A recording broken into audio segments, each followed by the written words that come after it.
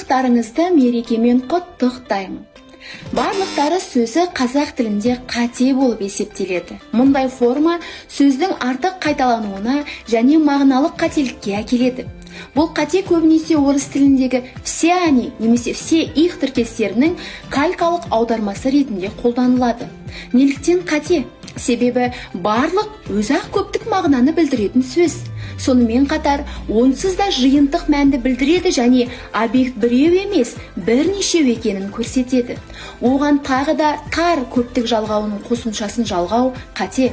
Оның орнына барлығы, бәрі немесе барша сөздерін қолданған дұрыс. Бұл қазақ тілінің ықшам әрі табиғи заңдылықтарына сай келеді.